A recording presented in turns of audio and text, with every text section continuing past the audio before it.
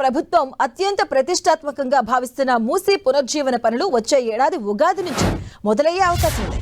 తెలుగు సంవత్సరాది నాడు పనులకు శంకుస్థాపన చేసి వీలైనంత త్వరితగతిన మొదటి దశ పూర్తి చేయాలని సర్కార్ భావిస్తుంది. ఒకవైపు ఇందుకు అవసరమైన భూసేకరణ ప్రయత్నాలు ముమ్మరం కాగా, మరోవైపు అత్యంత కీలకమైన నిధుల లభ్యత దాదాపు కులుక్కొచ్చింది. రుణం ఇచ్చేందుకు ఏవియేషన్ డెవలప్మెంట్ బ్యాంక్ ఇప్పటికే సంసిద్ధత వ్యక్తం చేయడంతో మిగతా ప్రక్రియ పూర్తి చేసిన వెంటనే పనులు చేపడతారు. ఇక మూసీ నది పునరుజ్జీవంపై ముఖ్యమంత్రి రేవంత్ రెడ్డి ప్రత్యేక దృష్టి సారించారు.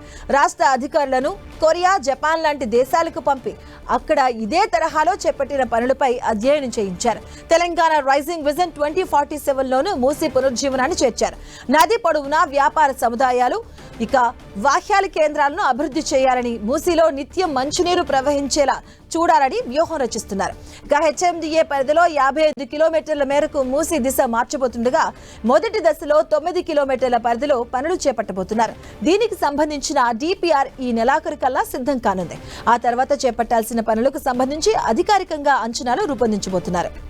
లంగర్ లోని బాపు ఘాట్ వద్ద ప్రపంచంలోనే అత్యంత ఎత్తైన మహాత్మా గాంధీ విగ్రహంతో పాటు ఆయన బోధనలు తెలిపే మ్యూజియం, వివిధ మతాల ప్రార్థనా మందిరాలు, మూసీని ఆనుకొని రవాణా సాగించేలా రహదారి నిర్మాణం వంటివి మొదటి దశ పనుల్లో ఉన్నాయి. ఇందుకోసం రక్షణ మంత్రిత్వ శాఖ నుంచి దాదాపు 250 ఎకరాల భూమి సేకరించాల్సిందే.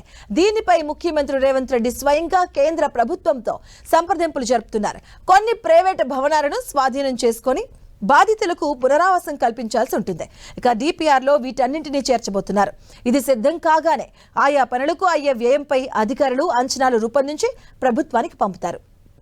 సర్కార్ ఆమోదం లభించిన అనంతరం రుణ సేవరణ ప్రయత్నాలు మొదలవుతాయి. మొదటి దశ పనులకు దాదాపుగా 4100 కోట్లు వ్యయమవుతాయని భావిస్తుండగా, ఈ మొత్తం రుణంగా ఇచ్చేందుకు ఏడీబీ ఇప్పటికే ఆమోదం తెలిపింది. రాష్ట్ర ప్రభుత్వం నుంచి ప్రతిపాదనలు అందగానే రుణం మంజూరవుతుందంటున్నారు. ఇక ఈ మొత్తం ప్రక్రియ ఫిబ్రవరి చివరి నాటికి పూర్తవుతుందని, ఆ తర్వాత పనులకు టెండర్లు పిలిచే అవకాశం ఉందని అధికారులు చెబుతున్నారు. వచ్చే ఉగాది నాటికల్లా పనులు మొదలవుతాయని అంచనా వేస్తున్నారు అధికారులు. 2 ఏళ్ల వ్యవధిలో పూర్తి చేయాలని భావిస్తున్నారు.